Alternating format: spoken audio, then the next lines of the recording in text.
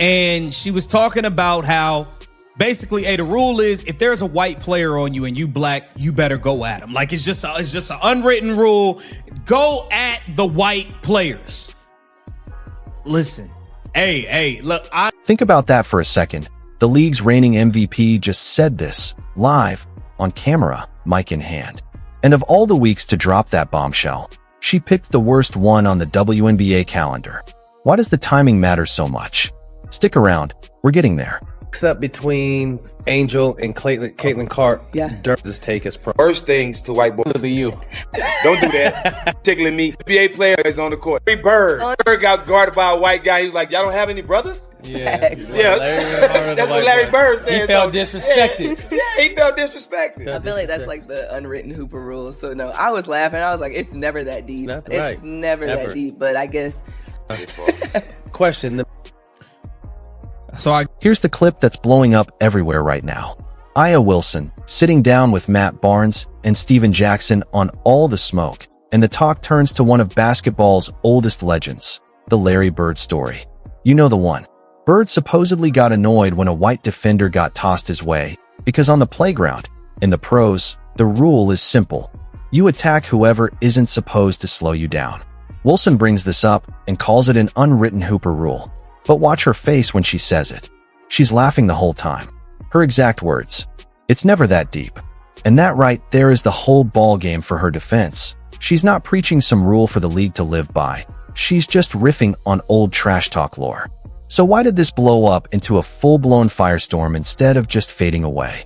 Simple, platform and timing. Something you'd say in a locker room and forget by lunch.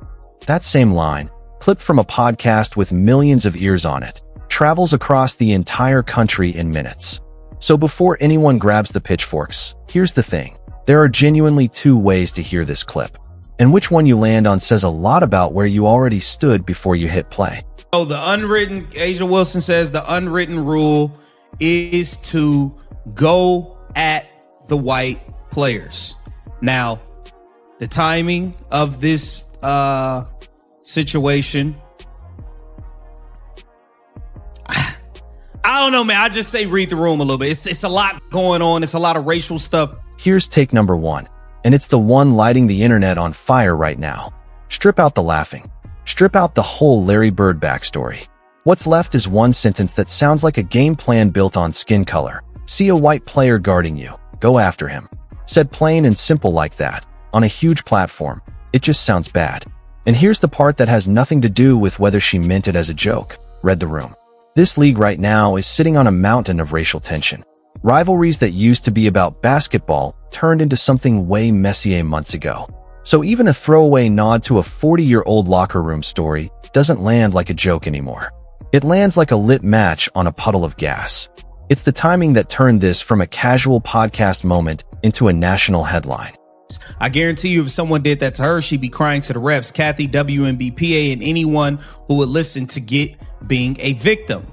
Okay, if Magic did to Angel what Angel did to Caitlin after the national championship game, Bird would have busted him upside his head. Here's the double standard argument, and honestly, it's the real reason people are so fired up. The claim goes like this: flip the situation. Imagine a white player throwing that same jab, or taunting the way Angel Reese taunted Caitlin Clark after that championship game. People believe the backlash from the league, from the media, everyone, would have exploded 10 times harder. The host even brings up Larry Bird, saying a real competitor handles it on the court, not off it. Is that comparison perfect? Not really. Trash talk goes both ways. Everybody in this league has thrown a jab or two. But that's not really the point here. This isn't about one comment or one podcast. It's about a bigger feeling. That outrage only seems to flow one direction. And that feeling? That's what's really keeping this fire burning. Straight and white in the WNBA, Plum, Sabrina, Caitlin all went through this shit. This is, look, admitting their racism, and it's okay. I mean, Asia Wilson is a true embarrassment as the WNBA's best player, and she wonders why she's unlikable and not the biggest star. But listen to these other two talking absolutely deplorable. Here's a question nobody in that league wants to answer out loud. Can you be a straight white player in the WNBA right now without getting labeled for it? That's the claim making the rounds. And it's not whispered anymore. It's loud. It's everywhere, and names are getting dragged into it. Kelsey Plum, Sabrina Ionescu, Caitlin Clark, all three, supposedly, put through the same ringer. That's a massive accusation, and let's be clear, it's an opinion floating around, not a proven fact. A few tense clips and a handful of awkward moments don't add up to some official league policy. There are hundreds of women playing in this league whose everyday lives have nothing to do with any of this drama. But here's what's also true. The same type of player keeps ending up in the same kind of spotlight, on camera, in public, over and over. And every single time it happens, the league looks like it has no idea what to do about it.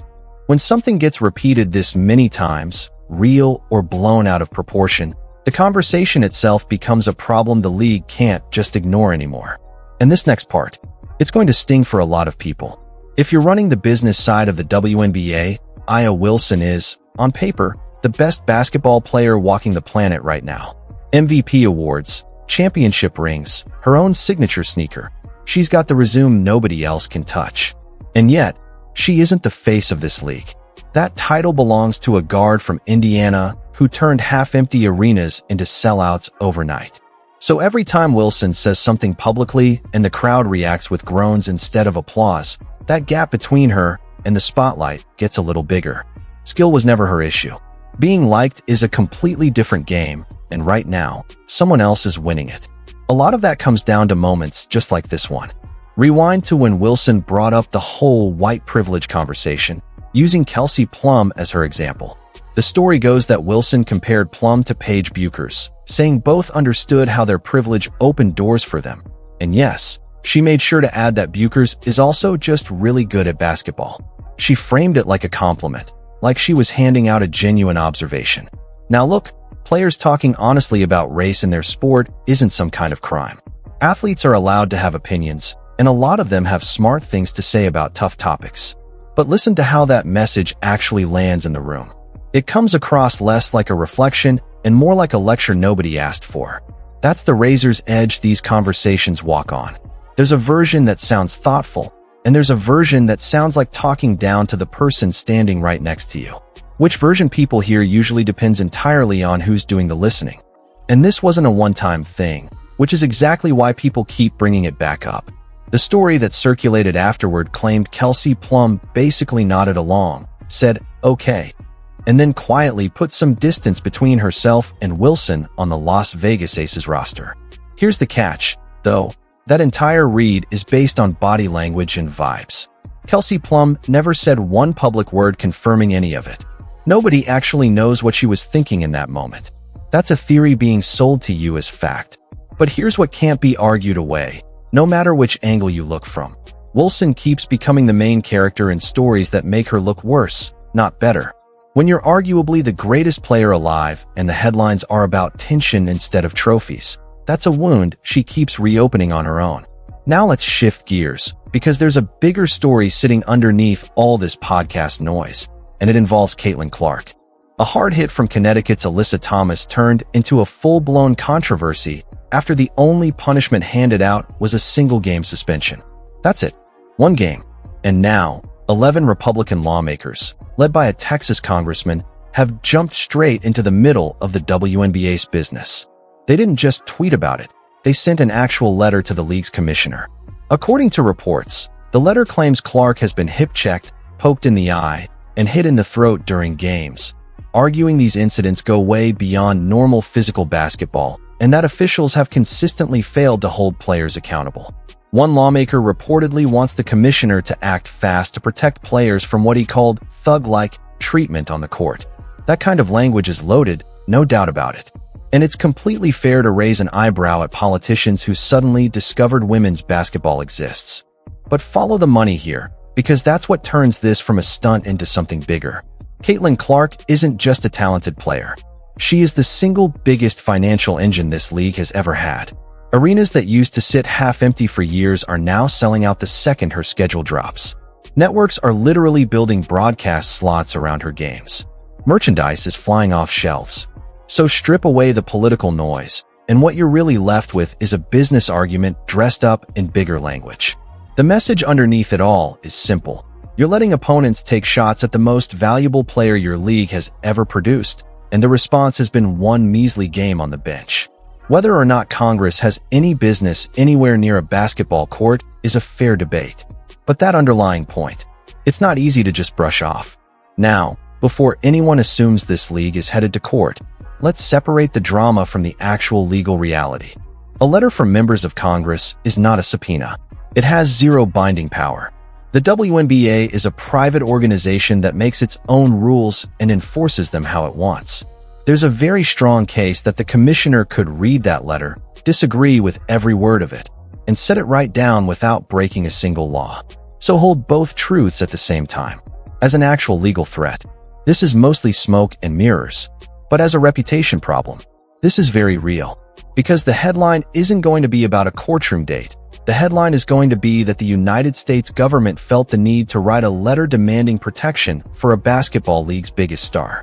And that headline alone does damage all on its own. Of course, there's real pushback to all of this, and it deserves to be heard instead of steamrolled.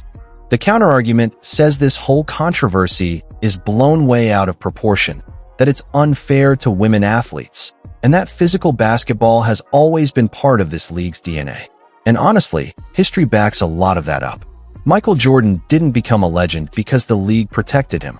The Detroit Pistons spent years physically hammering him on every possession, and the answer was never a letter to the commissioner. It was Jordan getting tougher and winning anyway. Women's basketball has the exact same tradition. Generations of players earned their reputations through toughness, making every rookie prove herself the hard way. So there's a legitimate argument that Clark is simply getting the same welcome every rising star gets, just magnified because the entire country is suddenly watching. Which leaves one real question hanging over all of this. Is the officiating around Clark an actual fairness issue the league keeps ignoring?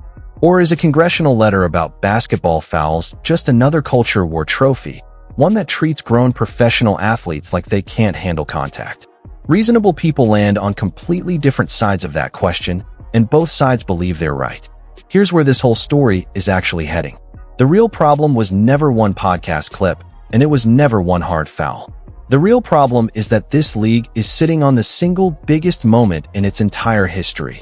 Record ratings, brand new fans who never cared about women's basketball before, politicians and podcasters arguing about it on national television. That's attention money literally cannot buy. And instead of steering that moment somewhere productive, the league is letting it rot into a racial grievance where nobody's willing to referee. And the clearest sign of that failure sits right at the top. The commissioner has faced criticism for avoiding tough interviews and dodging pointed questions while this entire situation keeps burning. Silence from leadership doesn't calm a story like this down. It feeds it, gives it more oxygen. This isn't slowing down anytime soon. The more Clark plays, the more every single hit gets replayed frame by frame. The more every comment gets clipped, captioned, and shared. This thing is snowballing straight into next season. And a league that finally has the whole country's attention is treating that spotlight like a threat instead of the gift it actually is. So here's what I want to know from you. Drop it in the comments, because I really want to hear both sides on this one. Is Aya Wilson getting unfairly dragged for a comment ripped out of context? Or did she hand her critics the exact ammunition they were looking for? And is Congress actually standing up for the biggest star in the sport, or turning a basketball game into a political circus? Tell me where you land. And if this kind of breakdown is what you come here for, make sure you're subscribed and hit that notification bell, because this story is nowhere near over, and you don't want to miss what happens next.